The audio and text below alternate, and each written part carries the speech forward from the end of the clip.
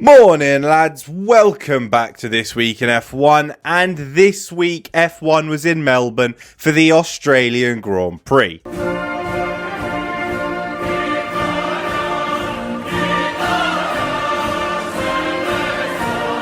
Now this weekend has been non-stop drama on and off the track, and it starts in F3 during their first Friday practice session where Nikola Tulsov deliberately smacked into Alex Dunn, crashing him out of practice. Now this was because Dunn did some sort of tyre warm-up while Nikola was on a quali lap and got in his way. Needless to say, this is just plain fucking stupid, and he's very lucky to have escaped with only a 3-place grid penalty, when in reality he should have probably been banned for life. Oh bang, see you later, you go in prison. Moving on to the first F1 practice session, and Alex Albon crashed out in rather dramatic fashion, and this caused a big issue, as Williams didn't actually bring a spare chassis, so couldn't repair his car, which meant they only had one car for the race. They're a fucking bunch of wankers. And needed to make the very complicated and confusing choice of who gets to drive that car. I don't know, Jeff. Now, on the one hand, it was Albon who crashed the car, so Sargent should be the one to drive, considering he kept his car in one piece. That doesn't seem fair. On the other hand, well, then Logan Sargent's driving the car, and the team's hopes and dreams are completely on him. Not a great plan. So you can see the dilemma they faced. Oh my god, it's like Sophie's Choice. Ultimately, they chose to give the car to Alex Albon, either as a birthday present or just because giving all the responsibility to Logie Bear is enough to make Vowles vomit out his ass. Morning, morning, morning, morning, morning, morning, morning. Now back to track drama, where qualifying saw Hamilton out in Q2, Ferrari choke, and Verstappen on pole. Nothing new there then. And for the first time this year, very, very early on a Sunday morning, 5 lights went out and Max Verstappen stormed out to a massive gap over the field. Oh, hang on. He did what? Well, I'm being told, in a shocking turn of events, Carlos Sainz actually managed to stay with the Dutch robot and then even managed to overtake him. How, in the name of all that's holy, did you do that? The first on-track overtake of Verstappen this season. I mean, it's crazy we got it this early. I mean, it only took 2 races and an issue with Max's car, but we got one, and it was incredible.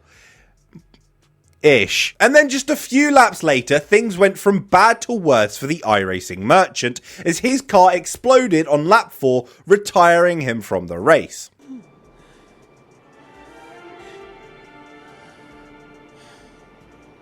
Beautiful.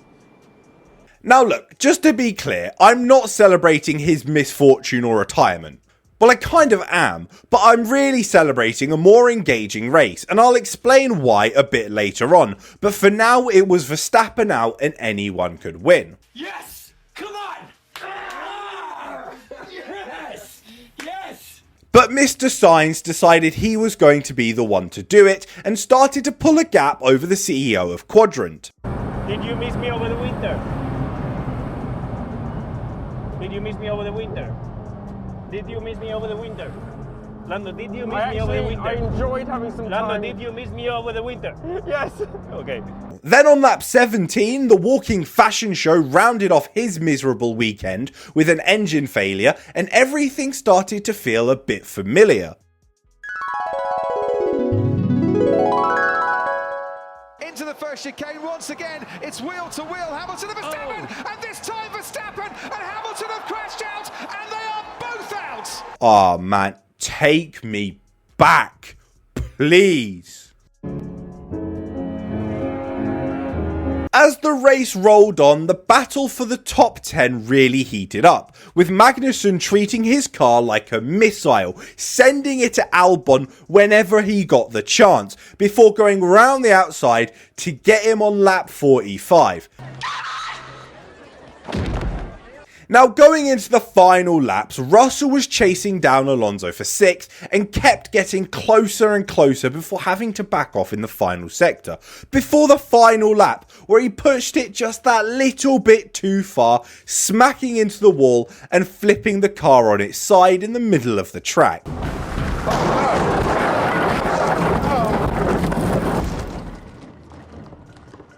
Oh no. I've crashed it. And that is now the 3rd Carlos Sainz win where Russell has crashed out. There's definitely some dark magic shit going on there.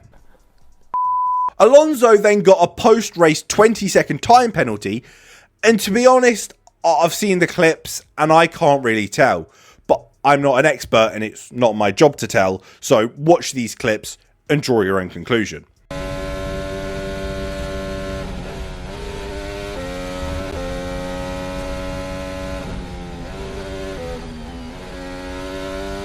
So the race ended Ferrari 1-2 and Norris in 3rd, rounding out what is most likely to be our only Red Bull free podium this season. Oh, really? And this really is an interesting situation at Ferrari, as Carlos Sainz is now their driver who has won the last 3 races for the team, and is only 4 points behind Leclerc after missing a race. Yet he is the one being let go by Ferrari at the end of the season. That doesn't seem fair.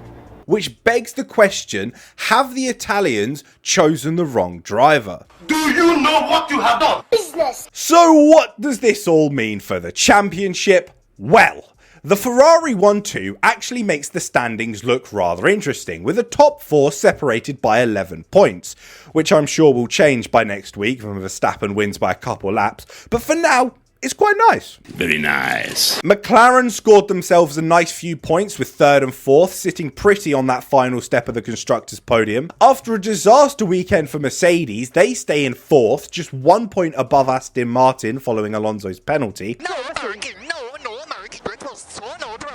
It was a mega race for Haas, who managed to get double points for this weekend, securing P9 and 10, which meant the most important result of the week, P10, went to Kevin Magnussen, so congratulations if you predicted that. And an honourable mention for Yuki Tsunoda, who after Alonso's penalty managed to get himself a P7, an absolutely mega result as he once again shits on Ricciardo. Now, the reaction to the race online has been a bit mixed, and I just wanted to give my opinion on Verstappen's retirement and its effect on the race and the kind of season as a whole. First of all, when I say that Verstappen winning all the time is boring, I'm not attacking Verstappen by saying he is the one that makes it boring. I'm simply just saying that having the same driver winning over and over again is dull. It's not Max's fault he's got this uber autism for driving and a car designed by F1's answer to Oppenheimer, and it also does not mean I think he is a bad driver, because he is clearly one of the best there has ever been. But all of this doesn't change the fact that the races are boring when he's winning by a pit stop every time. Those two things can be true at the same time. He is an extremely good driver and the races are not very engaging. But that's just my opinion. That's my opinion!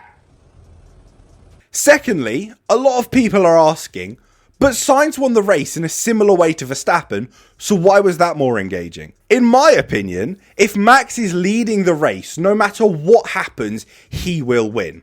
Safety car at an awkward time? Doesn't matter, he's always the last one to pit anyway. Red flag, he'll get him off the start, and even if he doesn't, he'll just glide by within a few laps with little to no challenge. And this is the first time his car has failed in over 40 races, so retirement is always unlikely, as was a failed pit stop, because Red Bull haven't fucked up a pit stop for Verstappen for a fucking eternity. And if they did, I'm convinced Horner will take them out the back of the paddock and have them shot. Crikey. However, with Sainz leading the race, all of these previously mentioned things change. He was never really close to a pit stop ahead. If there was a safety car or red flag, he would have been challenged off the restart because teams are more likely to attack a car that isn't a Red Bull. And pit stop and strategy wise, it's Ferrari for fuck's sake. Anything could have happened. I don't know what cooks up in the brains of those Italians, but literally anything could have happened. I may not have a brain, gentlemen, but I have an idea. So for me, knowing anything can happen made the race more engaging. But as I said, it is just my opinion. That's my opinion! And finally, just because I think Verstappen dominance is boring, doesn't mean I thought Hamilton dominance was fun. Again, two things can be true at the same time. Hamilton and Verstappen dominance, both boring. Capiche? What are you talking to me? Now, on to the news. And we start with Susie Wolff, who has taken legal action against the FIA following the suit that was brought against her last year, as no one has been held accountable for the FIA's action. And seems fair, best of luck to her. Ben Sulayem has been cleared of any wrongdoing following his involvement in Alonso's penalty debacle in Jeddah last year, which again, fair enough, the penalty was too harsh, he fixed the problem. A rare good job by the president. And finally, rounding out a week of good, albeit slow news, Zach Brown is staying on at McLaren until 2030 after signing a contract extension at the start of the weekend. In a bit.